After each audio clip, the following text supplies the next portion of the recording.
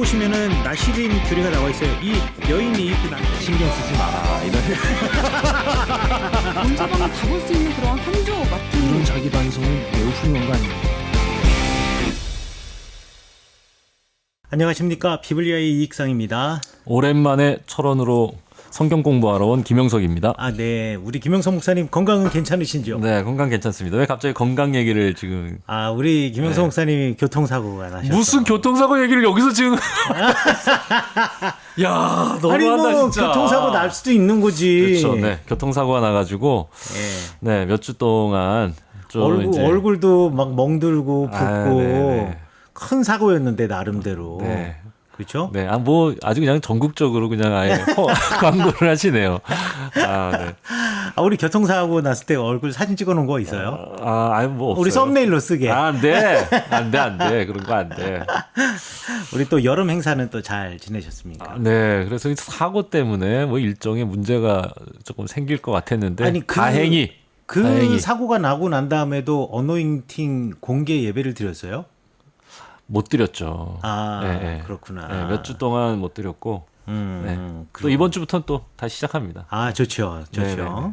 기대가 됩니다. 네. 우리 여름 행사는 어떻게 다 끝났나요? 네, 이제 시즌이 이제 다 마무리가 됐습니다. 아, 올해는 그래도 많은 교회들이 그래도 이제 어떻게든 이제 2년 반 동안 못 모이던 집회를 다시 시작하는 기지개를 켜는 느낌이 좀 있었어요. 아, 그런 것 같아요. 네. 그리고 뭔가 기대감이 있어서 네. 저는 이제 오랜 시간 동안 이 친구들이 모이지 못해가지고 뭔가 좀 분위기가 다시 안 올라오면 어쩌나 뭔가 이런 좀 이 뭐 패배감이나 상실감이나 이런 게 좀 크면 어쩌나 이랬는데 아니에요.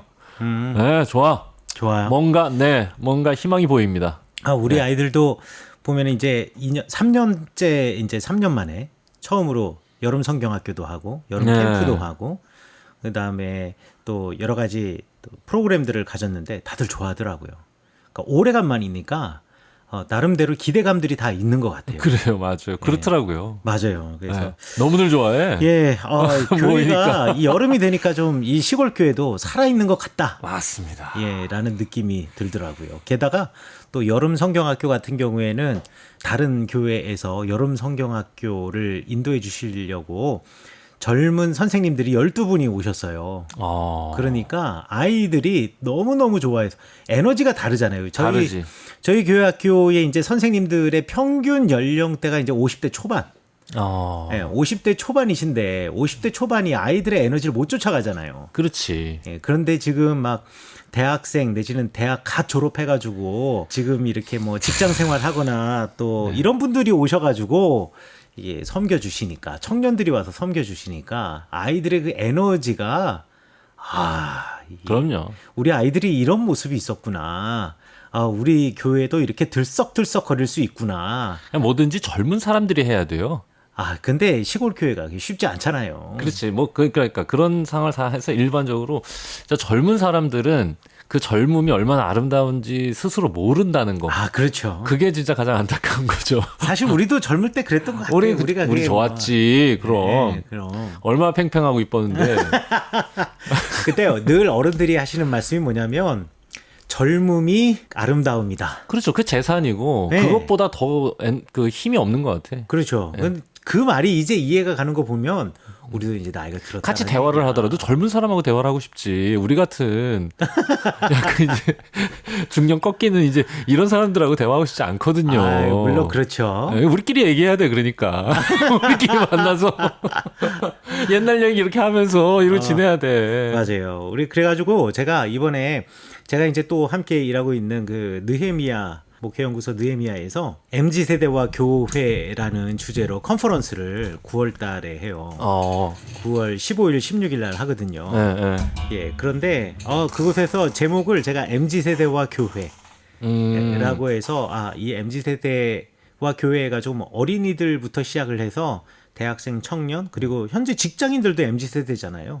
그렇죠. 예, 거기에까지 우리가 어떻게 접근해야 되고 그들을 어떻게 이해해야 하고 이런 것들에 대해서 이제 나누는 시간을 가지려고 계획을 했어요. 그럼 그 세미나에 오시는 분들이 MG가 오나요? 아니면 우리 같은 X가 오나요? 오시는 분들은 X도 있고 또 연세 드신 분들도 있고 아 이해 못해 그러면 그다음에 그분들 이해 못해 MG. 그리고 MG 우리도 어려워 우리도. 그렇지. 근데 담임 목사님들이 주로 이제 교육 목사님들에게 MG만 맡겨놓고 본인들은 MG에 대해서 잘 모르는 데다가 관심도 없어. 그리고 담임 목사님들도 이해해야 되는 게 뭐냐면 그 MG 세대들이 지금 30대들이란 말이에요. 그렇죠. 그러면 결혼한 30대들은 지금 다 담임 목사님 설교 듣고 있는 거예요.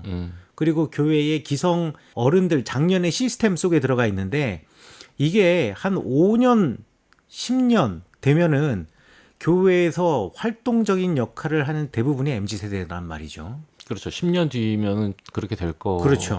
돼야 된다 생각해요. 돼야 하는데. 야, 여기 그 사람들이 이제 떠나지 희망이야. 않으면 희망이야. 희망이야. 떠나지 않으면. 어. 그러니까 그러기 위해서는 담임 목사님들이 알고 있어야 된다. 맞습니다. 예. 그러니까 그 세대가 가지고 있는 본인들의 기준이 정답이고 MG가 잘못된 경험이 부족해서 미숙한 어리석은 판단을 하고 있다는 사고를 깨뜨리셔야 된다. 그렇죠. 그 MG가 가지고 있는 생각도 합리적이고 이게 상식적이거든요. 그렇죠. 그러니까 정말 대화해 보려고 하고 본인이 가지고 있던 생각을 수정하려고 하는 태도를 가지고 그 세미나에 참석하시면 진짜 좋을 것 같다. 네. 기대가 됩니다. 그래서 저도 배워보는 시간으로. 그 목사님이 기획한 거라면서요? 그렇죠. 기획은 그렇게 했죠. 그리고 게스트들, 저 강사들도 너무 좋아요. 강사들이 좋더라고요. 제가 보니까. 예, 그렇죠. 너무 가고 싶어. 근데 그날 하필 또 어노인팅 집회 있는 날이라서. 그렇구나. 너무 아쉬워요. 그래서 뭐 너무 만나고 싶어. 거기 그분들 진짜 전문가들이거든. 그렇죠. 오선아 작가님도 계시고 오선아 작가님 사람들이 아실까? 이거 너무 이렇게까지 하면 이거 너무 앞 광고야. 그런가? 알았어. 예. 예. 그래서 뭐 오선아 작가님도 오시고. 그렇죠. 예. 그 윌러브의 그 박은총 형제도 오고. 아니 그 핫한 박은총 대표. 예. 위러브 대표 아닙니까? 그렇죠. 공감하시네. 공감하시네. 모르지 이런 거? 나 몰라요. 이거 봐. 이 MZ들이 제일 좋아하는 CCM이에요. 그래요? 그럼. 우리는 이스라엘 있을 때 서로 잠시 만났었어요. 이스라엘에서 몇 달 만나셨고. 동안. 인맥 섭외 하셨구나. 인맥 섭외 씨. 인맥 섭외 아니면은 이분 모시기 어려워요. 이분 유명해가지고. 예. 그리고 뭐 가인지 캠퍼스에 있는 소장님도 모시고 또 CGN에서 제가 이거를 갖다가 이거 해야겠다라고 하게 된 결정적인 이유 중에 하나가 CGN에서 요즘 신학생들, 그러니까 MZ 세대 신학생들에 관한 짧은 다큐멘터리를 만들었어요. 그거 보고 그래 신학생들도 MZ 세대네 그런 생각이 들면서 이거 좀 우리가 알아봐야겠다라는 생각이 들더라고요. 그래서 이번에 그 프로그램을 갖다 연출하신 PD님도 모시고 그래서 좀 우리 그 담임 목사님들뿐만 아니라 또 부목사님들, 젊은 목사님들도 많이 오세요. 제가 보기엔 젊은 목사님들 더 많이 오실 거예요. 맞아요. 그분들한테 정말로 필요한 그분들이 섬기고 이렇게 이끌어야 할 성도들이니까 MG가. 그래서 좀 좋은 프로그램인데 혹시 여러분들 함께 참여하기 원하시면 목회자들만 근데 가능합니다. 이런? 평신도들은 안 되고. 너 폐쇄적인 거 아닙니까? 그런데 이 미래 목회연구소다 보니까 대상이 기본적으로 목회자들. 참관 안 됩니까? 청강? 청강비 좀 이렇게 해가지고. 아니요. 여기 목사님들, 사모님들, 가족들은 다 무료입니다. 이야. 어머나 세상에 이런 게 어딨어. 이렇게 중요한 분들, 아주 실력 있는 분들 모시는데. 그러니까 목사님들이 제발 와서 좀 들으시라는 얘기예요. 이런? 그래가지고 가족들 와서 어린 아이들이 있으면은 우리 단양 소노문 리조트에서 하는데 거기 워터파크도 다 무료로 사용하실 수 있게 해드립니다. 그래서 아이들 거기서 사모님들이랑 쉬시면서 목사님들 들으시라고. 너무 좋다. 근데 선착순이니까 여러분들 혹시 이 방송 들으시면은 이거 지금 이거 방송될 때쯤이면 매진됐겠구만. 글쎄요. 그럼 뭐 일단은 저 연락을 주십시오. 알겠습니다. 일단 연락을 주시면 제가 거기다가 이제 체크를 해서 방님 남아 있으면 하도록 좋습니다. 하겠습니다. 알겠습니다. 네. 근황 이야기하다 보니까 이렇게 댓글 소개해야 되겠습니다. 댓글 소개. 자, 댓글 소개 저희가 좀 밀렸지만 그게 댓글이 많지는 않아요. 그래서 많지 않기 네. 때문에 금방 갈 수 있겠습니다. 첫 번째, 우리 단디하자 0928님 안녕하세요. 오랜만에 댓글 남기는 것 같네요. 두 번째 정주행 방금 마치고 응원차 댓글 남깁니다. 마지막 김영석 목사님께서 말씀하신 것처럼 차근차근 성경을 토바보듯이 설명해 주시는 게 더 좋았던 것 같네요. 점점 더워지는데 더 조심하시고 강건하시길 빕니다. 라고 하셨습니다. 아, 성경을 차근차근 이제 토바보는 게 훨씬 더 좋다. 예, 메시지 중심으로 가는 것보다라고 말씀해 주셨는데 제가 단디하자 0928님 말씀 듣고 그래 그게 또 우리 방송의 또 정체성이기도 하니까 그렇습니다. 예, 본심을 이게 원래 처음으로 다시 돌아가서 우리가 좀 성경에 관해서 좀 잘근잘근 씹어보자. 그렇죠. 우리 이제 아카이브를 쌓아가는 거거든요. 네네. 이게 이제 아카이브가 쌓이다 보니까 정주행하시는 분들이 계속 이제 네. 생기시는 되게 독특한 방송입니다. 네. 한 번 방송으로 휘발되는 게 아니라 그래요. 방송할 때마다 좋을 계속 것 점점 같아요. 쌓여가는. 네. 네. 근데 이게 조금 씹을 때마다 이게 좋은 얘기 할 게 별로 없어가지고. 좋은 얘기 나쁜 얘기가 어디 있습니까? 아, 그렇죠. 성경 있는 당연스러운 그대로. 얘기죠. 그럼요. 예, 네. 맞습니다. 자, 그 다음에 우리 IM 덩키님. 처음 댓글 남기신 것 같아요. 안녕하세요. 미국 미러키에 있는 비블리아를 통해 말씀 배우고 있는 강희창 목사입니다. 어이구 미러키에서요. 우리 강희창 목사님 지난번에 복음은 그런 게 아닙니다라는 책. 그 목사님이죠. 네. 아유 목사님 안녕하세요. 네. 네. 팟빵 본인 인증이 되어서 이제야 글을 남길 수 있게 되었습니다. 우리 비블리아 통해서 하나님의 말씀을 보고 새롭고 깊은 이해를 갖게 되어서 얼마나 감사한지 모릅니다. 때를 따라 돕는 말씀 가르쳐 주시는 덕분에 설교와 성경 공부에서 늘 공부하는 목사로 좋은 점수 받고 있습니다. 그리고 제 책 복음은 그런 게 아닙니다를 잘 소개해 주셔서 진심으로 감사드립니다. 이러면서 또 한 번 광고하시네. 그럼요. 끊임없이 하셔야 돼요. 네, 서로 다른 곳에서 하나님 나라의 복음을 위해 동역하시는 분들이 계심이 늘 격려가 됩니다. 목회만으로도 바쁘실 텐데 많은 목회자들과 성도님들을 섬겨주셔서 진심으로 감사드립니다. 늘 응원합니다. 고맙습니다. 그리고 추신으로 언젠가 방송에서 묵상집 또는 성경 공부책을 정기 구독하는 방법을 언급하신 것 같은데 해외에서도 가능하신지요? 검색이 잘 되지 않아서 여쭙습니다. 그래서 제가 손으로 쓰는 묵상 어떻게 하는지 우리 김영석 목사님이 설명해 주실 겁니다. 네, 이게 지금 저희가 이제 바이브라고 그래가지고요. 이제 제가 섬기는 이제 배화대학교회에서 이렇게 이제 홀로 신앙생활 하시는 분들이 이제 좀 있으니까 그분들을 지원하는 이제 프로젝트를 진행하고 있습니다. 그래서 이거를 어떻게 검색하시면 되냐면, 인터넷에 배화교회라고 치시면 배화교회 홈페이지에 들어가고요. 거기에 정기 후원, 으로 들어가시면 거기서 이제 후원하실 수 있는 게 있어요. 근데 거기서 제일 중요한 저희 컨텐츠가 뭐냐면 손으로 쓰는 묵상, 그러니까 손으로 묵상이라고 하는 거하고 비블리아의 이 대본집을 정기적으로 발송합니다. 지금도 계속 하고 있나요? 그럼요. 지금 벌써 4번째 책이 나왔습니다. 그래요? 네, 이익삼 목사님 이제 이게 완간되면 당연히 완간돼. 책으로 딱 만들어서 딱 드릴 건데, 그러니까 이게 비블리아 들으시는 분들에게는 이거 좋은 진짜 재산이 되지 않겠나. 그래서 이제 고민하고 있습니다. 지금 이걸 비블리아 정기 후원에서 대본집을 만들어가지고 책자로 만들어서 이거를 여기서 후원하시는 분들에게 나눠드리면 어떻겠나 이런 생각도 좀 하고 그렇습니다. 네. 그럼 제가 지금 댓글로 거기다가 그 주소 남겨드리도록 하겠습니다. 네, 좋습니다. 그 다음에 우리 IM 덩키님께서 우리 감사하게도 10,000캐시 후원해 주셨습니다. 아이고. 자, 그리고 얼리워밍님께서 진짜 오래간만에 댓글 써주셨습니다. 좋은 방송 위에 애쓰시는 세 분의 수고에 감사의 마음 전합니다. 사모님 합류하시니 방송이 훨씬 더 생동감이 넘치네요.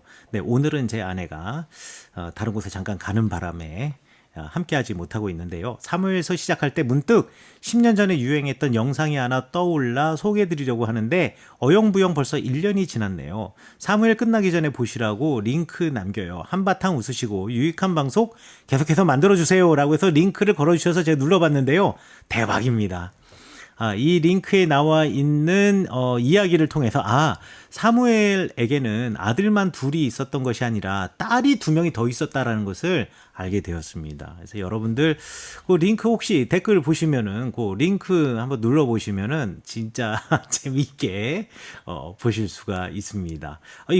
그런데 이거 유튜브에 나와 있는 그 링크 안 되겠다. 그게 외국어인데 외국어에 자막을 한글로 해놓은 거래 가지고 우리 그 유튜브에는 올릴 수가 없겠네요. 그것도 저작권이 있어서. 그냥 여러분들. 벌써 눌렀어?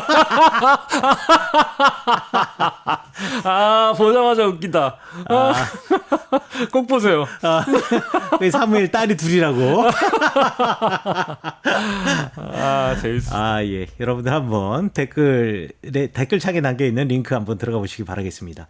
자, 그 다음에 여기 팟빵에만 댓글이 있는 게 아니라, 저한테 그 페북 메시지로 또 질문해 주신 분이 계세요. 네, 앞으로는 우리 팟빵에만 댓글 부탁드리겠습니다. 제가 그거 자꾸 까먹고 이번에도 질문 지금 2개에 대해서 말씀드리는데 한 분 또 계셨는데 제가 그 댓글이 지금 머릿속으로 정확히 기억이 안 나는데 제가 찾지를 못하고 있습니다. 아하. 그래서 그 댓글은 제가 맨 마지막에 말씀드리겠고요. 우리 첫 번째 댓글 이런 댓글이 있었습니다.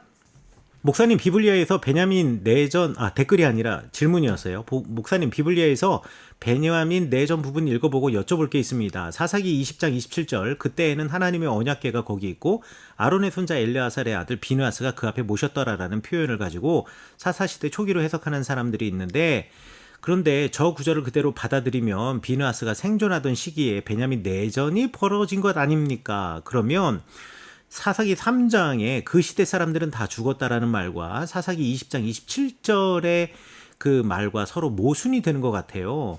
그러면 이 베냐민 내전은 사사기 초기에 벌어진 일인가요? 라고 질문하셨는데 예전에 제가 네네. 이런 질문에 대해서 제가 대답을 했던 것으로 기억합니다. 네네네, 맞습니다. 그래서 20장 27절에서 그때에라고 하는 표현이 이제 히브리어로 아따라고 쓰여 있는데 이 아따라는 말, 그때라는 표현은 전형적으로 후대의 편집자가 말을 보충하고 덧붙일 때 사용하던 관용적인 어구였다.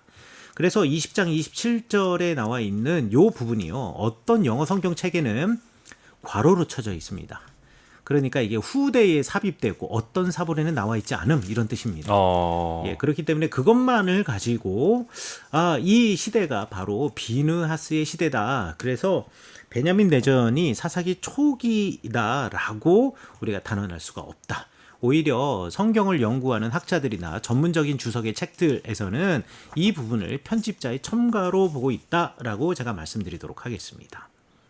이렇게 대답하고요. 자, 두 번째, 목사님 늦은 밤 죄송합니다. 갑자기 공부를 하다가 궁금한 게 있어서 물어볼 때가 목사님밖에 없어서 점점점. 네. 이 목사님 저 같은 분 또 있네. 목사님 아주 열심히 공부하시는 목사님이십니다. 저도 열심히 공부하는 사람이니까 24시간 아무 때나 전화하거든요. 그렇지. 네, 새벽에 전화해서 깨우고 막. 지난번 사사기 강의하실 때 레위 도시에서 제사장들에 의한 제사가 드려졌는데 이것이 요시아의 종교 개혁으로 성전에서만 제사를 드리도록 하는 개혁 또는 개학이라고 하셨는데 바벨론 포로 이후 성전이 무너진 이후에도 바벨론에서 제사는 계속 드려졌나요? 라고 질문하셨는데 드려지지 않았습니다. 바벨론에서는 제사 드려지지 않았고요. 그러면 이런 유대인들이 그곳에서 신앙생활을 어떻게 했을까? 요거에 대한 어떤 단초는 우리 에스겔서에서 보면 있습니다. 에스겔이 보면 그발강가에서 이제 기도하고 또 그발강가에서 환상을 우리가 이렇게 경험하게 되는데요. 유대인들이 강가라든가 이런 곳에서 모여가지고, 그러니까 넓은 장소, 사람들이 모인 야외에 툭 튀어져 있고 사람들로부터 방해를 받지 않는, 기도를 하는데 방해를 받지 않는 이런 장소에 모여서 사람들이 함께 예루살렘을 향하여서 기도를 했어요. 그러니까 요거는 회당이라고 말할 수 없습니다. 그냥 오픈된 공간에서 이렇게 했고요. 요런 전통이 또 어디서 드러나냐면 사도행전에서도 드러나요. 사도행전에 보면 바울이 이제 유럽 지방 이제 마게도니아로 가서 이제 빌립보로 가잖아요. 빌립보를 갈 때 루디아를 만날 때 어디서 만나냐면 빌립보에는 회당이 없었어요. 거기에는 회당이 아직 지어질 수 있는 분위기가 되지 않았기 때문에. 그렇죠. 강가에서 만나. 그렇죠. 강가에서 만나죠. 빨래하다가. 빨래하다가 아니라 기도하러.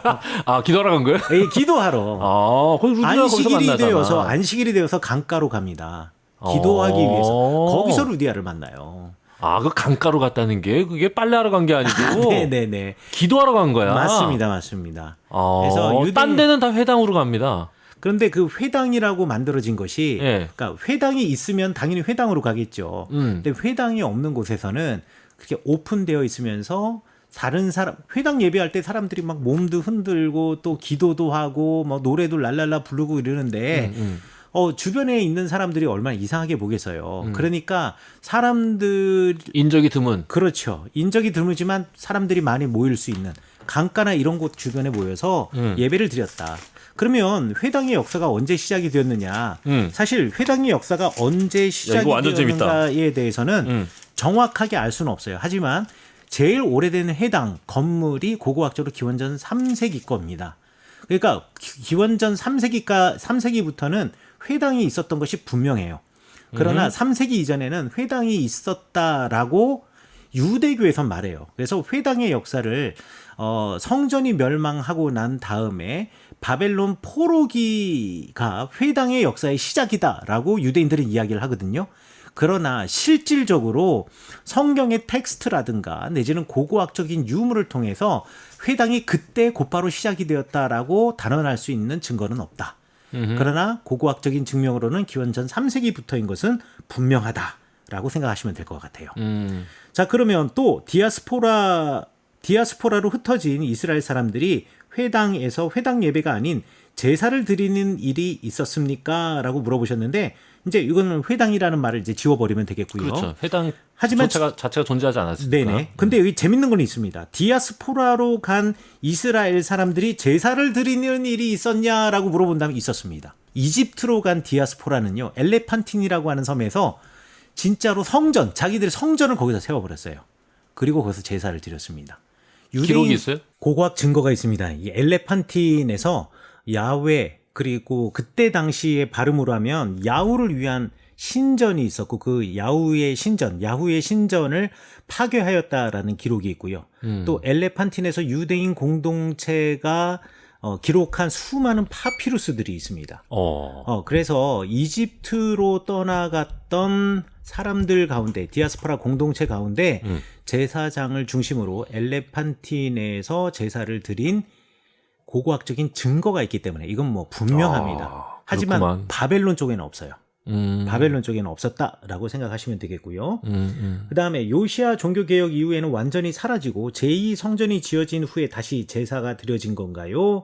라고 물어보셨는데 예루살렘에서는 그렇습니다. 아까 말씀드린 것처럼 엘레판틴 이집트에서는 기원전 5세기에 자기네들이 신전을 거기다 짓고 엘레판틴에서 성전을 짓고 그 성전에서 하나님께 예배를 드렸으니까 예루살렘 바깥에서는 이집트에서 제사를 드렸다라고 말할 수 있지만 적어도 예루살렘 같은 경우에는 성전이 멸망한 이후에는 제사를 드리지 않았고 제2성전이 지어진 후에야 다시 제사가 드려졌다라고 생각하십니다. 비슷한 시기네요.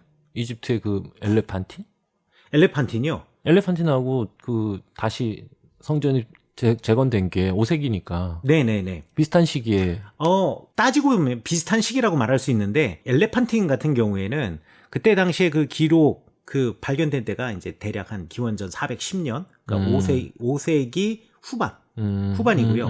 그 다음에 고레스의 칙령에 의해서 사람들이 돌아온 게 538년, 537년이고, 그 다음에 제2성전이라고 하는 수룹바벨의 성전이 세워진 것이 515년이니까 대략 100년 정도 예루살렘 성전이 더 빨랐을 것이다라고 우리가 추측해 볼 수 있어요. 하지만 이제 우리가 비슷한 시대라고 말할 수 있는 게 뭐냐면 엘레판틴에 있는 야훼의 성전을 파괴했다라는 기록이 410년경에 기록된 것이라고 한다면 예배는 그 전부터 드렸다는 얘기죠. 파괴 기록이 410년. 그렇죠.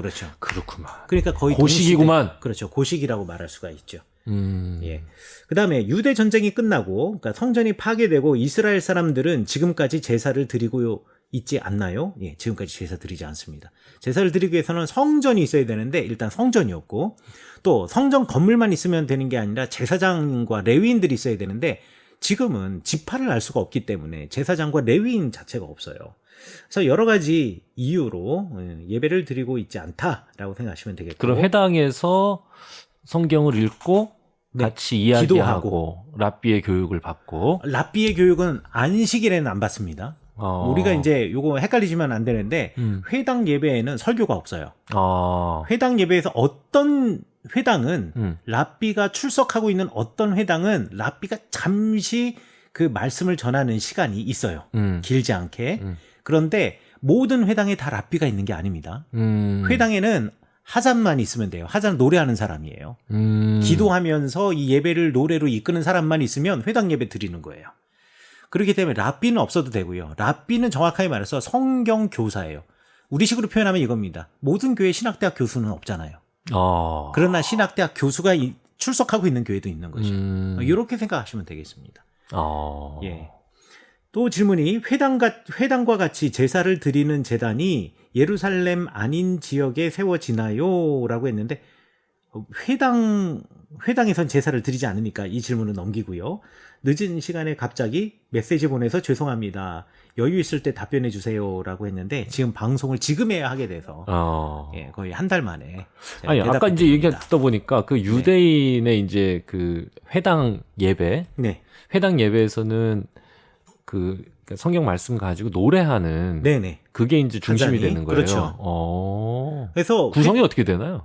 회당 예배는요. 네.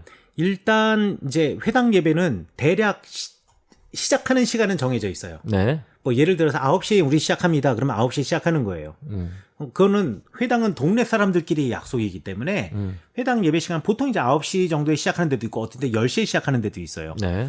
그런데 정해진 시간이 되었다고 시작하는 게 아니라 남자 그러니까 만 13세 이상의 남자가 10명 모여야지 시작이 돼요. 야, 요거 좋다.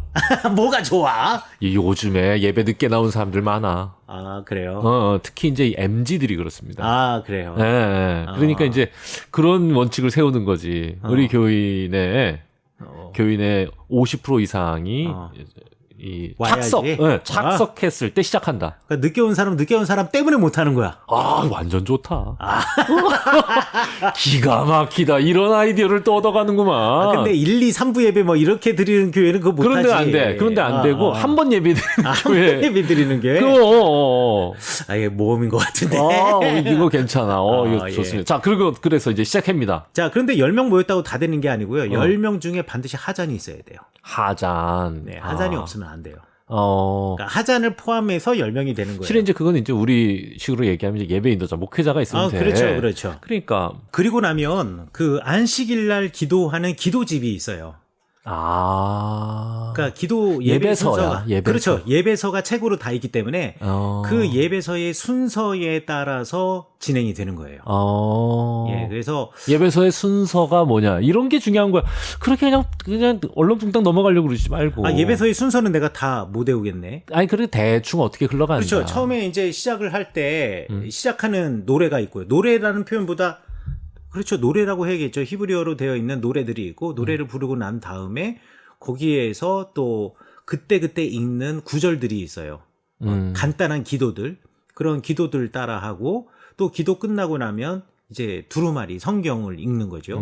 성경을 읽을 때 대표로 읽는 성경 봉독하는 사람은 만 13세 이상의 남자라면 누구나 다 한 주씩 돌아가면서 하는 겁니다. 순서에 따라서. 네. 그렇죠. 순서에 따라서 그걸 갖다가 하게 돼 있고 예전에 제가 또 이스라엘 유대인 전통에 대해서 말하면서 만 13세가 되면 이제 남자들이 성년, 종교적인 성년으로 인정해 주거든요. 그럼 만 13세부터 성경을 대표로 읽을 수가 있어요. 그래서 그 주에 만약에 만 13세가 되어서 성년식을 한 아이가 있다. 그러면 그 주에는 무조건 걔가 있는 겁니다. 처음으로 읽는 거예요. 그리고 좋아. 처음으로 그걸 읽기 전에 그게 성년이 됐다는 어떤 그렇죠. 그리고 이제부터 내가 종교적인 책임을 다하겠다라는 자기 뭐라 그러죠? 고백인 거예요. 그래서 내가 그때 읽을 성경 구절이 이미 정해져 있어요. 1년치 성경 구절이 토라 포션에 따라 다 정해져 있기 때문에 이번에 내가 성서일과 그렇지. 좋아. 그래서 그거를 갖다가 먼저 집에서 부모님들이 아이한테 읽도록 그걸 연습을 시켜요. 본인이 성년이 되는 예식에서 처음으로 읽는 그렇죠. 말씀. 얼마나 귀해. 그렇죠. 1년을 묵상하면서 그날을 기다리는 거야. 그렇죠. 그래가지고 아름답다. 그거를 가르쳐주고 그 아이가 거기서 그거를 읽어요. 예, 그 읽으면은 뭐 다들 박수 쳐주고 뭐 난리도 아닙니다. 예, 어차피 이건 예배가 아니라 기도 모임이고 그러다 보니까 격의가 없이 박수 쳐주고 머리도 쓰다듬어주고 안아주고 키스도 해주고 해요. 아, 우리가 생각하는 경건, 거룩, 엄숙, 진지 이런 느낌이 아니네요. 아, 그런 느낌 아니에요. 맞아. 내가 그때 이스라엘에 갔을 때도 보니까 무슨 뭐 안식일 모임이라고 그러는데 저기 지금 술 파티를 하나 이런 느낌이 들 정도거든. 막 아니, 술을 먹지는 않아. 술은 안 먹어. 술은 안 먹지만 그렇지. 취해도 자유롭지. 취해도 한참 취한 상태더라고. 느낌이. 그리고 소리 지르고 뛰어다니고. 그거는 또 종파마다 달라요.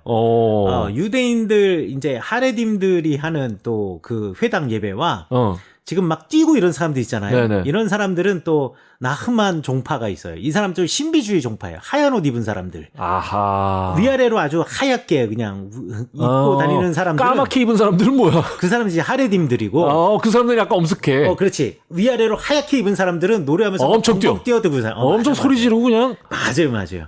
그래서 뭐지? 이런 느낌이 날 정도야. 이게 예배야? 맞아. 그렇구만. 아니, 우리 식으로 이거 잘못하면은 큰일 날 얘기를 할 뻔했어. 나 지금. 그래? 종파 얘기할 뻔했어. 그래. 조심해야 돼. 그래서 우리 또 이제 스펙트럼이 꽤 넓으니까 개신교회도. 그렇죠. 우리 개신교회도 뭐 성령춤 이렇게 추는 데도 있고 뭐 별별 군데 다 있잖아요. 네. 일단 전 성령춤을 별로 안 좋아하기 때문에. 저도 그렇게 네. 좀 무섭습니다. 네, 맞습니다. 그렇구만. 그래서 회당 예배는 어떻다라는 스테레오 타입은 아니고, 그러니까 종파들마다 대단히 좀 자유스럽다. 그렇다면 지금 말씀하신 이제 그런 형태의 예배가 초기 기독교의 예배의 형태에 가까웠을 것 같다는 생각이 듭니다. 왜냐하면 그 사람들 자체가 유대 전통을 갖고 있었던 사람들이고, 실제로 회당 예배라고 하는 게, 빨라야 5세기거든요.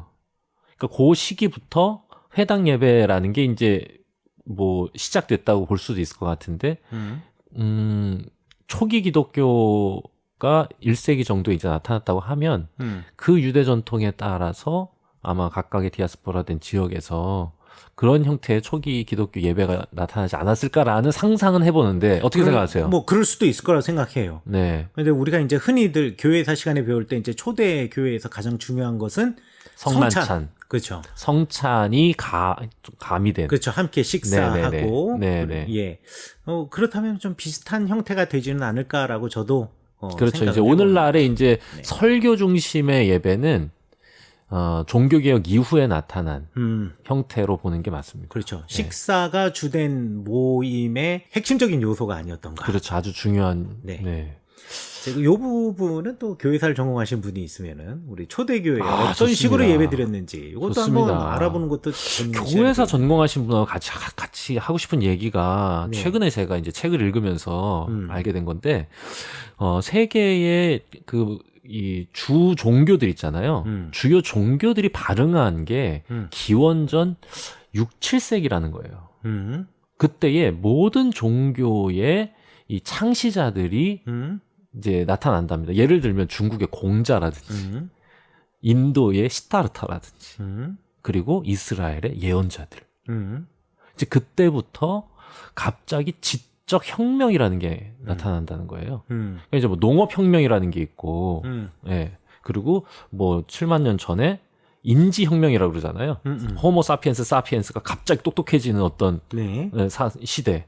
그리고 나서 이제 농경 생활을 시작했을 때 이제 농업혁명이 일어났고, 그 다음에 이제 기원전 6, 7세기 경에 지식혁명이라고 그러는 거예요. 왜 그랬대요? 그래서 그거에 대한 근거를 제가 읽은 책의 그 역사학자는 뭐라고 얘기를 하냐면 지구 온난화라고 그러는. 지구 온난화? 야, 거기에 근데 제가 박수가 쳐진 게 그리스의 철학자들도 그때 시작합니다. 탈레스라든지 뭐 이런 사람들이 그때야. 그러니까 그러고 보니까 정말로 전 세계적으로 그런 어떤 그 철학의 혁명이죠. 사고의 혁명. 인간이란 무엇인가? 인간은 어디로부터 왔는가? 왜 우리는 존재하는가라는 굉장히 진지하고 심오한 질문들을 깊이 생각하는 게 전 세계적으로 나타났다는 게 되게 특이하다. 근데 왜 온난화냐?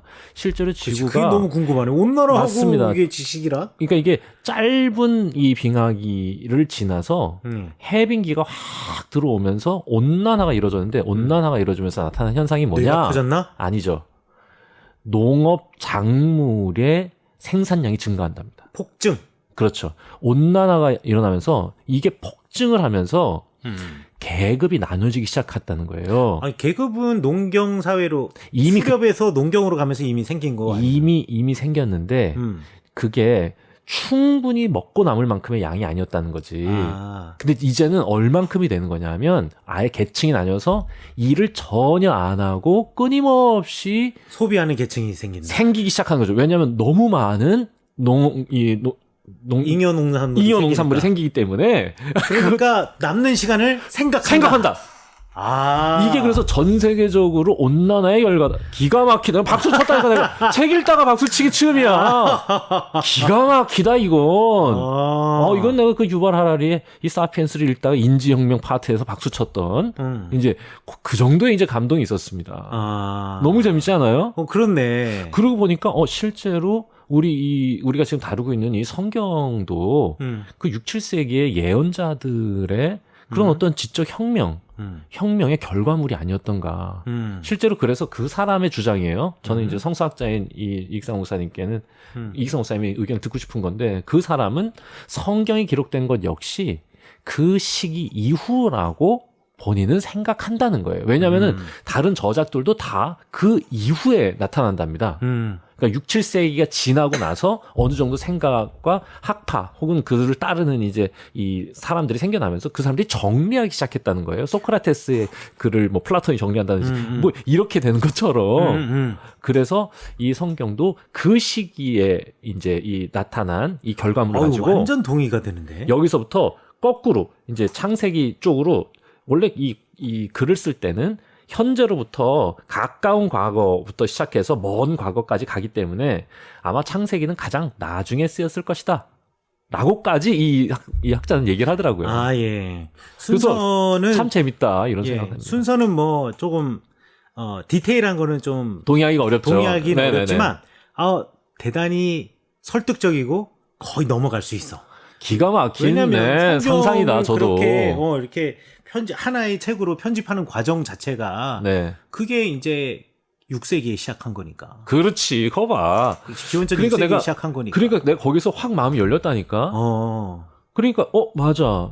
이게 이 이스라엘의 이 신앙이라고 하는 게 확 불길이 일어난 것도 실은 예언자들의 선포로부터 시작된 거였거든. 급변하는 시간. 나는 그래서 이 예언자들이 나타난 게 어떤 위기의 시대에 나타난 어떤 방어기제 같은 우리의 위기에 대해서 자성하는 그렇게만 생각했는데 거기에 이제 한 가지 요인이 더 들어오는 거죠. 온난화에 의한 농작물의 폭발적 증가가 만들어낸 잉여계층.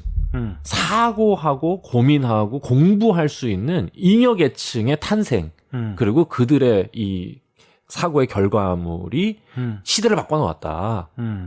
너무 재밌지 않습니까 이거? 완전 설득되는데. 재밌죠? 내가 오늘 또 내가 재미난 거 하나 얘기했어. 그 책 이름 뭐예요? 내가 지금 생각이 안 나. 야, 나 그래서 아까 내가 좀 전에 그 책을 찾으려고 그러는데 책 제목이 내가 지금 파란 책이거든요. 빨간 책이 아니네. 빨간 책 아니야. 빨간 거 아니야. 그렇지. 그 책 한번 읽어보고 싶네. 재밌죠? 예. 그 책 재밌는데? 끌리는데? 네, 한번 읽어보세요. 책 제목 찾으면은 알려주세요. 한번 찾아볼까요?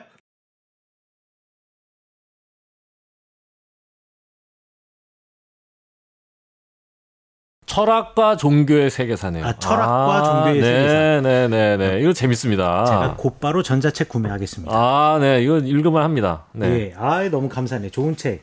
우리 소개해 주셔서 너무나 고맙습니다. 이거 철학과 나중에 종교가 어떻게 이제 발전해 왔는가에 대해서 얇고 재미나게 읽고 싶다. 그렇지. 이거야.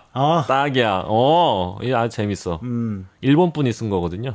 한번 제가 그거 한번 확인해 보겠습니다. 네네. 네, 그 다음에 여기 제가 질문은 또 하나 못 찾았는데 어떤 질문이 있었냐면 이제 성막이 어디에 있었느냐.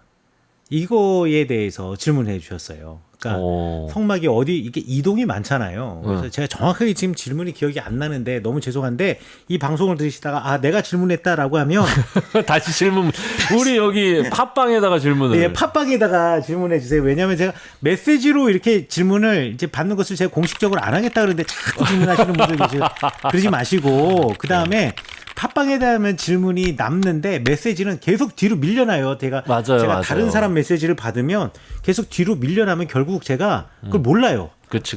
예, 그러니까 이거는 제 잘못이 아니다라고 억지로 이제 어거지로 하고 하여튼 질문 내용이 뭐냐면 이제 성막이 어디에 있었느냐. 계속 옮겨 다녔는데. 계속 옮겨 다녔는데. 텐트인데? 예, 기본적으로 성막은 그러니까 여호수아 시대 때 이후로 그러니까 가나안 땅에 들어온 이래로 계속 옮겨 다녔다. 그런데 이 성막이 옮겨 다니는 것이 좀 복잡해요. 이 복잡하다라는 게 뭐냐면 일단 성막 안에 법궤가 있다라는 전제 아래에서 우리가 생각을 법궤가 하거든요. 있어야 성막이지. 그렇지. 법궤가 없으면 그냥 텐트야. 텐트지. 그렇지. 그래서 그렇게 얘기하면 제일 먼저 이제 여호수아서에서 여호수아가 처음 들어왔을 때 이스라엘 백성에게 율법을 읽어주면서 그리심산과 그리심산과 그 다음에 왜 갑자기 에발산. 그리심산과 에발산 사이에서 이제 율법을 읽고 그때 거기에서 이제 하나님의 법궤가 있었다라고 이야기를 했는데 그렇다면 이제 세겜에 있었을 것이고 그 다음에 이제 두 번째로는 우리 사무엘서에 보면 실로에서 예, 실로에 하나님의 집이 있었잖아요. 성막이 있었으니까 당연히 실로에 있었을 것이고 그 다음에 또 베델에서도 있었다라고 아까 지금 질문하셨을 때 사사기 20장에 보면은 비느하스 아까 그 이야기 질문하셨잖아요. 그때 네네. 거기에 법궤가 있었다라고 이야기를 하고 있어요. 그러다 보니까 베델과 실로와 세겜에 이 세 장소에는 분명히 있었던 것이 당연하다. 이거는 뭐 빼도 박도 못한다. 그래서 회막이나 성막이 있었던 장소 그리고 법궤가 있었던 장소 요 장소들이 이 성막이 있었던 장소로 추정되는 장소다라고 생각하시면 될 것 같아요. 그런데 기본적으로 성막이라는 것은 이동이라고 하는 특징을 가지고 있었기 때문에 또 미스바 같은 곳에서 사람들이 모였다라고 한다면 그리고 그곳에서 하나님의 뜻을 물어보았다라고 한다면 그러면 미스바에서도 성막이나 내지는 법궤가 있었을 확률도 있었고 그러니까 여러 가지 지금 추측들이 많아요. 사람들이 일단 모이는 장소라는 것은 그리고 모여서 하나님의 뜻을 물어본다라는 것은 일단 그곳에 하나님의 뜻을 물을 수 있는 대제사장이 있었다. 내지는 하나님의 뜻을 물어볼 수 있는 법궤나 성막이 있었다라는 것을 전제로 하기 때문에 성경에 나와 있는 직접적인 증거와 간접적인 증거들 이런 것들을 통해서 성막이 어디 있었을 것이다라고 추측을 할 수 있는 거고 그 성막의 위치는 항상 이동하고 있었다라는 것을 우리가 꼭 기억했으면 좋겠다라고 저는 생각합니다. 그러니까 저도 이제 그게 이런 생각이 드네요. 이 여호수아가 이제 정복 전쟁을 하던 시기에는 아마 끊임없이 이동했을 것 같고. 그렇죠. 그런데 이제 그 전쟁이 마친 후에 네. 그러니까 사사기 이후에는 정착했을 텐데. 근데 처음에는 실로에 있었잖아요. 그런데 그 실로에 근데 왜 있었던 옮겨? 실로에 있었던 날씨 따라가셨나? 아니 찍어온 나라. 찍어온 나라. 그러니까 이제 이게 법궤가 결로가 생기거나 곰팡이가 생기면 안 되니까. 그렇지. 계속 옮긴 거야. 선선한 대로. 그러니까 이제 정착 생활을 하게 됐을 때는 뭐 어떤 이유로 그게 계속 이렇게 옮겼을까 이게 궁금해지긴 하네요, 진짜. 그렇죠. 실로에 있었던 성막이 옮겨진 것은 분명히 아주 쉬워요. 설명하기가. 왜? 실로에 있었던 법궤가 아벡과 에베렛을 전투에서 블레셋 사람들한테 잃어버렸잖아요. 그렇지. 그리고 가져나갔다가. 그래, 가져나갔다 잃어버렸잖아요. 그래, 왜 가져나가? 법궤가 그걸. 없는 성막은 텐트잖아요. 그렇죠. 그렇죠. 이게 의미가 없는 거예요. 그렇지. 하지만 또 중요한 건 뭐냐면 블레셋 사람들이 그 이후로 전투가 일어난 다음에 올라와서 이스라엘을 약탈했다면 실로를 약탈했거든요. 그렇다고 한다면 실로에 있던 성막은 어디론가 옮겨져야만 했어요. 텐트는? 텐트가. 그렇지. 안 그러면은 블레셋 사람들이 훼손시킬 거니까. 그렇지. 근데 어디로 옮겨졌다는 얘기가 안 나와 있어요. 안 나와 있는데 갑자기 여기 베델 이 사사기 20장에 가면 베델에 하나님의 성막이 있었다라고 이야기를 하니까 저 잠깐만요. 사사기 20장 27절에 보면 이스라엘 자손이 여호와께 물으니라 그때 하나님의 언약궤가 거기에 있었고. 그럼 거기 있었네. 그러니까 베델인 거죠. 거기가 바로 베델이에요. 근데 사실 이것도 시대착오적이에요. 왜냐하면 아직까지 잃어버렸던 법궤에 되찾지도 않았는데 갑자기 왜 언약궤가 거기 있었다 그래? 그 말이 안 되는 거지. 그러니까 요 본문 지금 성경 부정하는 겁니까? 말이 안 된다며?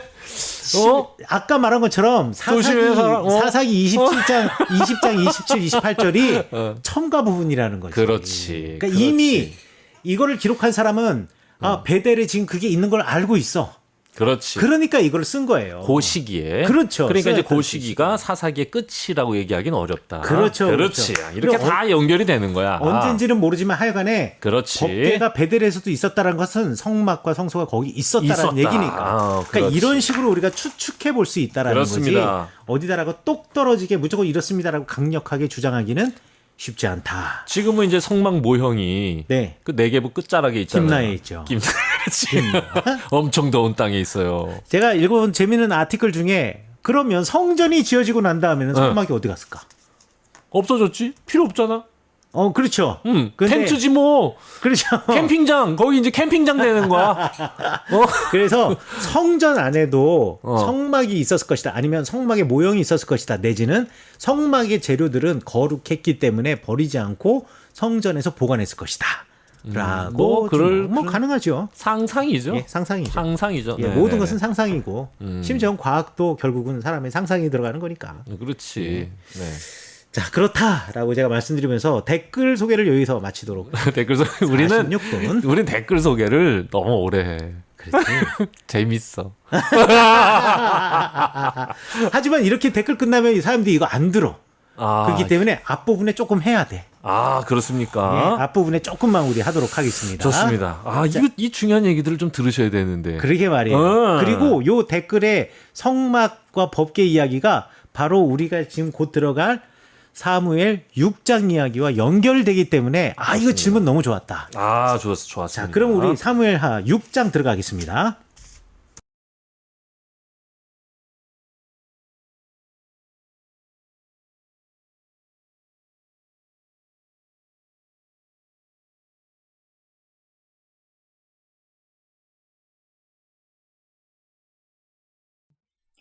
네, 이제 본문으로 들어와서 우리 사무엘하 6장의 내용을 한번 보도록 하겠는데요. 6장의 내용은 하나님의 궤를 다윗성으로 옮기는 이야기가 나옵니다. 우리가 지난 시간에 이 녹음을 하고 난 다음에 너무 오랜 기간 이제 방송을 올리지 않았는데 그럼에도 불구하고 이렇게 컴플레인하지 않으시고 꾸준히 들어주셔서 너무 감사하게 생각하고 우리 지난 시간에 이제 블레셋 사람들과 싸운 이야기가 나오잖아요. 네네. 그래서 승승장구하는 이야기가 나오는데 제가 지난 시간에 이야기를 했는지 안 했는지 모르겠지만 이게 사실 5장의 그 블레셋과 싸우는 이야기야 다윗의 궤를 다윗성으로 가져오는 이야기는 하나의 묶음으로서 대단히 중요하다. 왜냐하면 첫 번째 왜 블레셋과 싸워서 이기는 이야기를 여기다가 이렇게 기록을 해야만 했는가. 사실 다윗의 입장에서는 이 블레셋과 전쟁을 꼭 해야만 했어요. 그리고 열왕기를 기록한 사람도 다윗이 블레셋과 전쟁했다는 것을 좀 꼭 기록해야만 했어요. 왜냐면 다윗은 의심스러운 사람이잖아. 그렇지. 왜냐하면 이 사람은 블레셋에 망명했던 사람이고 심지어는 블레셋 아기스와 함께 이스라엘과 싸우려고 에베네셀까지 올라갔던 사람이고 그리고 그곳에서 물론 전쟁은 하지 않았지만 어찌되었던 블레셋 사람들을 위해서 싸웠던 용병이었기 때문에 유다 사람들은 모르겠지만 유다 사람이 아닌 다른 북쪽 지파에 있는 나머지 10개 지파의 사람들의 입장에서는 다윗이 대단히 의심스러운 사람이에요. 또 한편으로는 이 다윗이 블레셋의 꼭두가시 왕 아니야? 이렇게도 사람들이 생각할 수 있어. 블레셋이 이 사람을 우리와 친하니까 보내고 이 다윗을 통해 가지고 우리 블레셋의 영향력을 거기다 보내자. 뭐 이런 식으로 생각을 해서. 큰 그림 그린 거였구나. 그렇지. 그렇게 생각할 수 있는 거지. 그래서 이제 골리앗이 이거 별로 이제 쓸모가 없어진 것 같으니까 한 놈을 쓰는 거지. 그래서 걔가 골리앗을 넘어뜨려 가지고 스파이처럼. 그렇지. 이런 음모론이 그럴 수 스물스물 있겠네. 올라왔을 수 있다. 그렇지. 쟤 못 믿어. 걔 가드 들어갔다 왔잖아. 그렇지. 실질적으로 이스라엘 사람들 가운데는 그렇게 생각하는 사람들도 있었을 것이 합리적인 의심이죠. 그렇죠. 그런 상황에서 내가 그런 사람 아니다라는 것을 보여줄 수 있는 유일한 방법이 뭐가 있겠어요? 블레셋을 치는 것이. 네. 그렇지. 전쟁에서 망가뜨리는 내가 거죠. 이기는 것이. 그렇습니다. 그렇기 때문에 블레셋과의 전쟁을 하게 된 것이고, 그리고 그 블레셋 사람들에게 과거에 법궤를 빼앗겼잖아요. 네. 법궤를 빼앗겼는데 이 빼앗긴 법궤가 아직까지 이스라엘 공동체 안에 완전히 들어오질 않았단 말이에요. 물론 기럇 여아림에 있는 아비나답의 타작마당에 있기는 하였지만 그때 이후로 아비나답의 타작마당에서 그래서 제사를 드렸다는 얘기는 없거든요. 가다 그냥 멈췄을 뿐이야. 그렇지. 가다 멈췄을 뿐이고 사람들이 사실 베세메스에서 기럇 여아림으로 보낼 때도 그냥 떠밀려 보낸 거예요. 이거 우리가 이렇게 큰 화를 당했으니까 이거 도저히 같이 있지 못하겠다 해가지고 그냥 보내버렸을 뿐이에요. 자, 그러니까 아직 법궤가 이스라엘 공동체에서 중요한 역할을 하고 있지도 않아. 실로에서 법궤를 빼앗긴 이후로 사무엘의 시대 이후가 되겠죠. 네. 더 정확히 이야기하면 엘리의 시대 이후로. 그러니까 요 블레셋으로부터 빼앗기고 나서 법궤가 법궤로서의 제대로 역할을 하지 못하는 이것을 블레셋 사람들, 그것을 빼앗아 갔던 블레셋 사람들을 쳐버리고 네. 내가 다시 법궤를 가져온다면 완벽하지. 모든 누명을 다 벗어버릴 수 그렇지, 있어. 그렇죠. 그러니까 다윗에게는 왕이 되고 난 다음에 제일 먼저 해야 할 일이 법궤를 가져오는 일이었어요. 아니 그런데 왜 그 기럇 여아림에 왜 방치를 해도?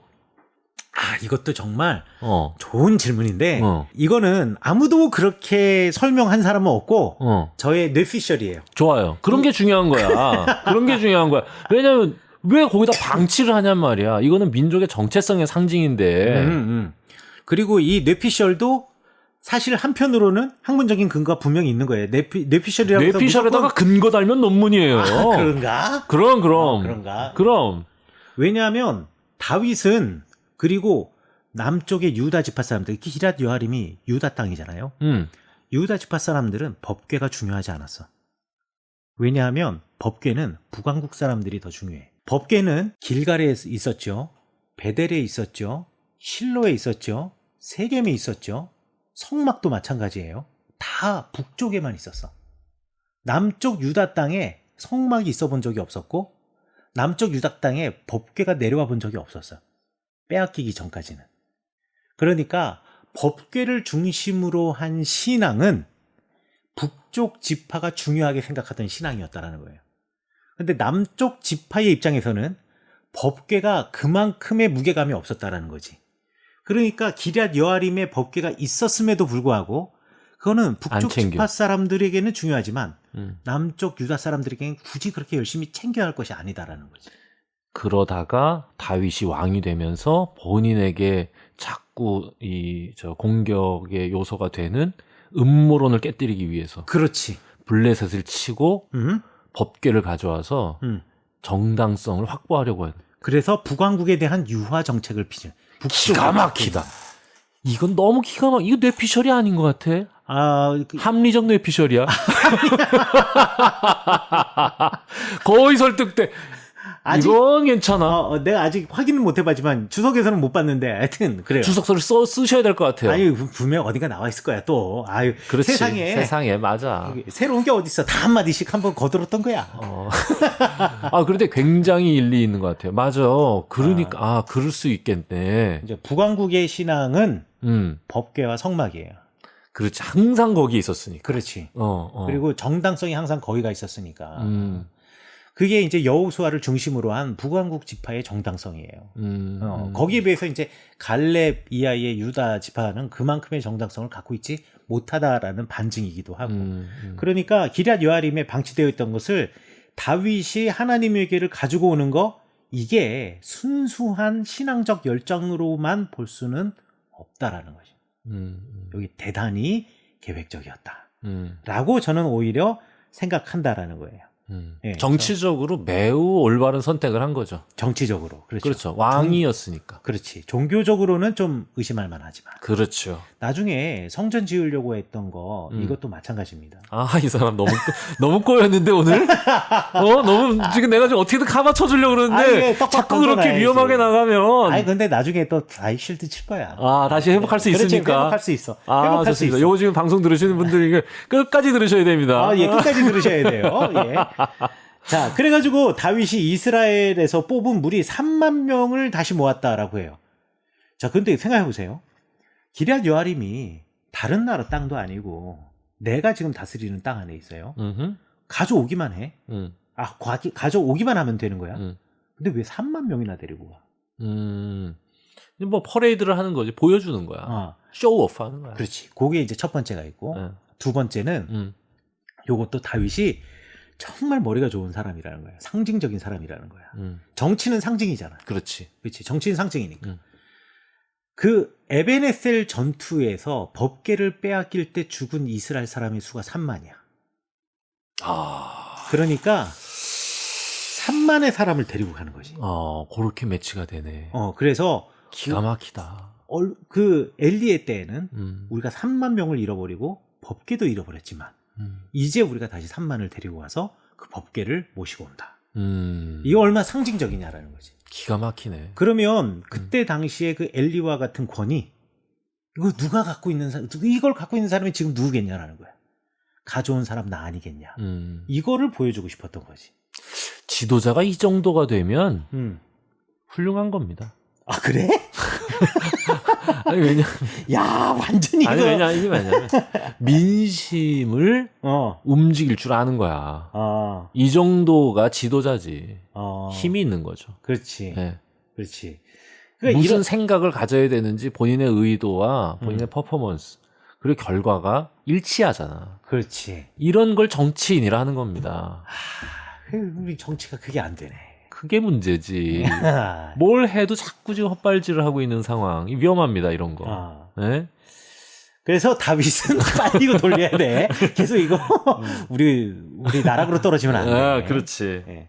그래서 이 다윗은 법궤를 가져오는 게 완전한 이스라엘 역사의 회복이라고 생각을 했고 또 완전한 패배에 대한 완전한 회복과 승리라고 생각을 했던 거죠. 아멘입니다. 그래서 이 3만 명을 데리고 바알레 멋있어. 유다, 기럇 여아림. 바알레 유다가 기럇 여아림과 같은 장소예요. 네, 똑같은 이름입니다. 그 왜 자꾸 이름을 이렇게 어렵게 쓰란 말이야? 시대적으로 또 다른 거예요. 기록한 사람의 시대, 기록자가 기록한 시대에 따라 그 지명의 이름이 달라지는 거야.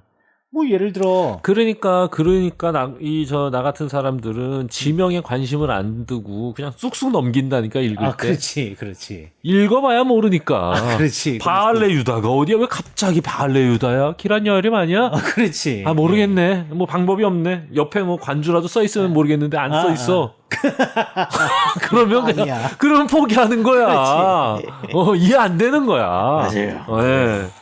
그래서 바알레 유다와 기럇 여아림은 같은 지명인데 이 성경을 기록할 당시 그 지명을 부르는 이름이 바알레 유다였다. 그런 예가 성경에도 바로 전에 또 있었어요. 어디냐면 여러분들 그 다윗이 왕이 된 게 헤브론이잖아요. 그렇죠? 처음에 왕이 된 게 헤브론이고 그 다음에 이제 예루살렘으로 가게 되잖아요. 근데 헤브론의 다른 이름이 기럇 아르바예요. 기럇 아르바. 그렇죠. 네. 그러니까 기럇 아르바와 알아요. 헤브론은 같은 곳인데, 그렇죠. 어떨 때는 기럇 아르바라고 기록되어 있고, 어떨 때는 헤브론이라 기록되어 있는 이유는 그 성경을 기록할 당시에 그 지명을 그렇게 불렀기 때문에. 그리고 심지어는 거기다가 당시에는 이곳을 기럇 아르바라 불렀다라고 해서 설명까지 붙여놔. 설명까지 해줬어. 민수기 14장에 나와요. 맞아요. 네. 그러니까 그러니까 이제 그 정도 되면 받아들여 우리는. 거기가 거기야. 이건 안 된다 이거야. 갑자기 뜬금없이 바알레 유다 나왔는데. 그래, 이거 기록한 사람이 잘못했네. 네, 잘못했지. 그분한테 얘기 좀 해줘요. 그렇지, 앞에 있는 거 좀 통일성 있게 좀 써면 그러게 말이야. 얼마나 좋아. 네. 바란 유다로. 어디 멀리 있는 것도 아니야. 사무엘 상하고 사무엘 한대. 그러니까 이곳은 기럇 여아림이라. 이거 한마디만 써주면 끝났을 걸. 맞아. 네, 빨리 가세요. 이 얘기를 너무 오래 했어. 그래요. 그래서 발레 유다라고 해서 거기 하나님의 궤를 내려오려고 하니 그 궤는 그룹 사이에 좌정하는 만군의 여호와의 이름으로 불리는 것이다라고 되어 있어요. 그래서 만군의 여호와의 이름, 그러니까 여호와의 이름이라고 하는 것은 그 사람 본질 그 자체라고 제가 말씀드렸잖아요. 네네네. 그런데 그 이름이 그 여호와의 궤가 있었다. 그 궤에 있었다. 그러니까 이 궤라고 하는 것은요. 예수님이란다. 죄송합니다. 하나님의 보좌라고 제가 이야기를 했잖아요. 하나님의 의자예요. 하나님의 의자가 법궤라고 사람들은 생각했고 그 의자에 앉아 계신 하나님은 보이지가 않는 거예요. 하지만 옛날 왕들 옆에 그들의 그 시종들이 서 있는 것처럼 옆에서 부채질을 하고 있는 것처럼 그룹들이 법궤의 양 끝에 그룹들이 서로 마주보고 날개를 맞대고 있는 이것이 하나님 옆에서 시종을 드는 시종들이다라고 생각하시면 되겠어요. 그래서 법궤의 뚜껑을 갖다 히브리어로 카포렛이라고 하는데 카포렛이 우리말 성경에는 속죄소라고 번역이 되어 있다라고 지난번에 말씀드렸고 기억납니다. 네, 속죄소라는 말 자체가 로마서에 나오는 단어. 네, 네네. 그게 어딘가를 가르치는 장소의 개념이 아니라 법궤의 뚜껑이다. 법궤의 뚜껑이다라고 생각하시면 된다라고 말했고 과거에는 이 속죄소를 시은좌라고도 번역을 했다. 그렇죠. 그게 시은자. 그거예요. 예. 그래서 은혜를 베푸는 자리. 시은좌. 오히려 속죄소보다는 시은좌가 더 맞는 것 같아. 더 맞는 이야기다. 좌 의자를 썼으니까. 그렇지. 성소의 그 법궤 뚜껑이니까. 그렇죠. 그래서 그 여호와의 이름을 그 그룹 사이에 좌정하는 여호와의 이름을 불리는 것이라고 하였다라고 이야기를 합니다. 그래서 그들이 하나님의 궤를 새 수레에 신고 산에 있는 아비나답의 집에서 나오는데 이제 우사와 아효의 이야기가 나옵니다. 우사와 아효의 이야기가 나오는데 이제 그 수레를 끌고 나올 때 아효는 궤의 앞에서 걷고 우사는 그 궤의 곁에서 걸었던 모양이에요. 그래서 여기서 여러 가지 악기를 연주하면서 걷는 과정에 나곤의 타작마당을 지날 쯤 되었을 때 소들이 갑자기 뛰므로 아니 우사가 이 궤가 떨어질까봐 손을 들어서 하나님의 궤를 붙들었더니 여호와 하나님께서 우사가 잘못함으로 말미암아 진노하사 그를 그곳에서 치셔서 거기서 하나님의 궤 곁에서 죽었다. 그래서 그 장소를 베레스 우사라고 불렀다라고 이야기를 하고 있어요. 원인론적인 이야기죠. 자, 근데 여기서 우리가 한 번쯤 생각해 보아야 할 것은 그럼 법궤가 그 수레에서 굴러 떨어지게 그냥 놔둬야 되는 거냐? 그렇습니다. 떨어질 것 같으면 이제 모든 사람들이 갖는 의문입니다. 잘한 거 아니야? 그렇지 잘한 거지. 왜 잘한 건데 왜 죽이시지? 그렇지 왜 이거를 죽였냐라고 우리는 질문을 당연히 해야만 한다. 그러니까. 네. 그런데 뛰므로 우사가 손을 들어서 그러니까 원인도 있고 뛰었어. 그러니까 우사가 그럼 어떻게 가만히 있어? 그러니까 당연히 잡은 거지. 그렇지. 떨어질까봐. 그렇지.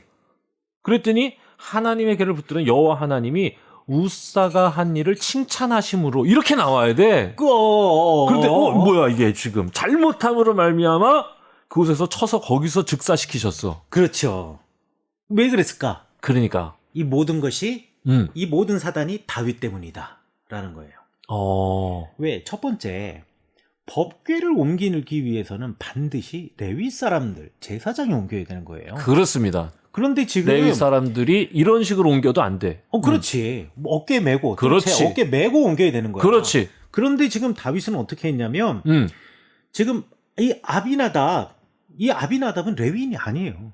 레위인들이 당시에 살았다고 한다면 레위인들을 중심으로 한 그 48개의 도시에 살았을 것이고 그러면 48개의 도시의 명단에 기럇 여아림이 있어야 되는데 기럇 여아림이 없다라는 거죠. 이 기럇 여아림이 없다라는 얘기는 레위인이 없다. 레위인이 아니고 이 사람은 그냥 거기 있는 그냥 와서 지나가다가 동네 사람이야. 그렇지. 동네 아저씨. 그렇지. 동네 아저씨인데다가 그 동네 아저씨 집에 지금 법궤가 갔을 뿐이야. 그렇지.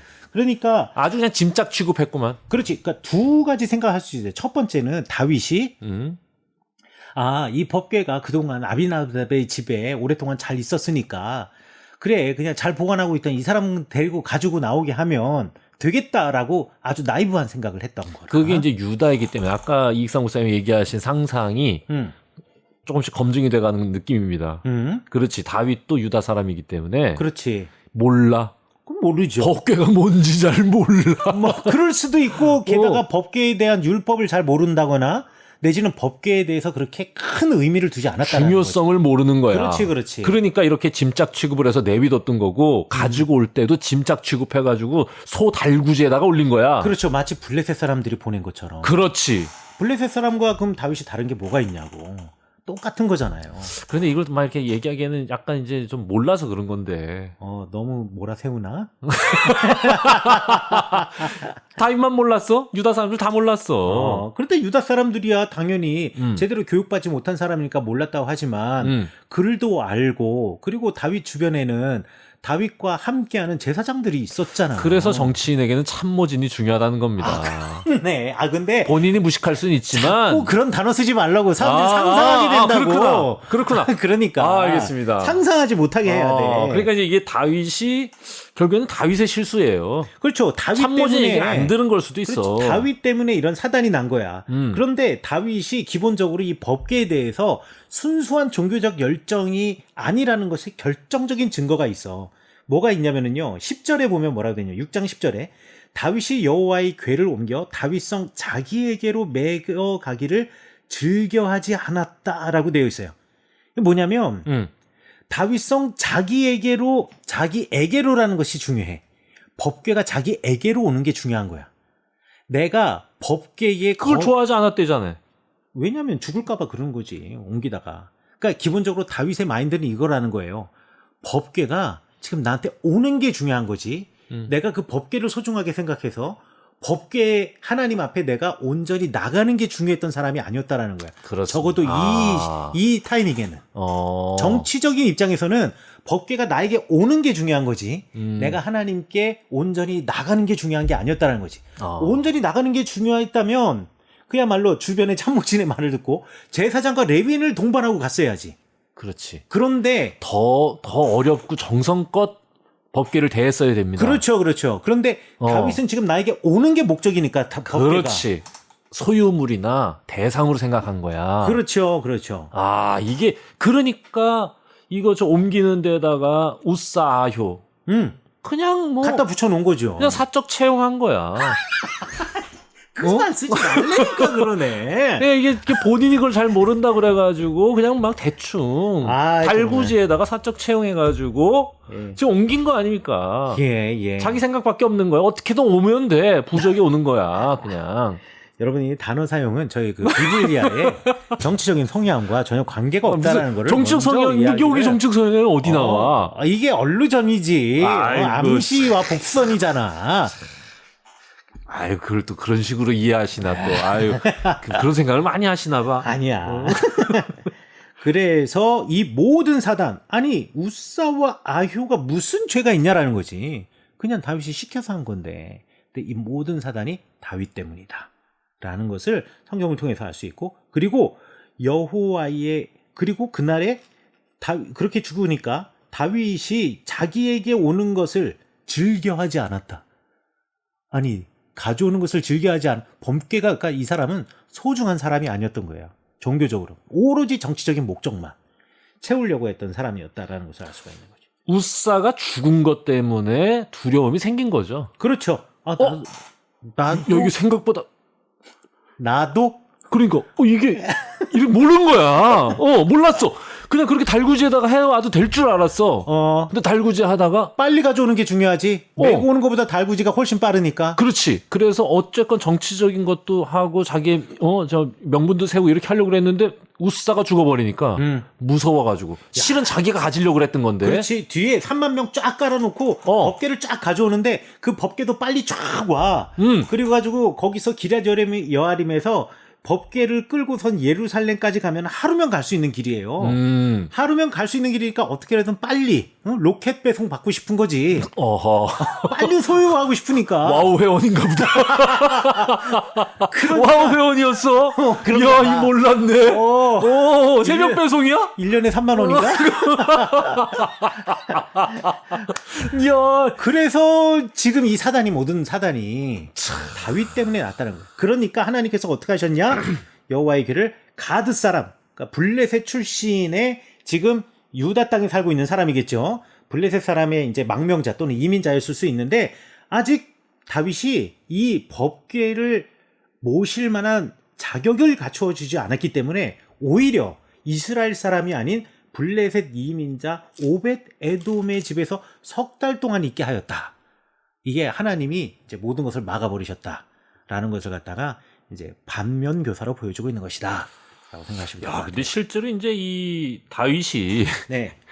다윗이 하는 걸 보면은 가대 첩자라고 하는 음모가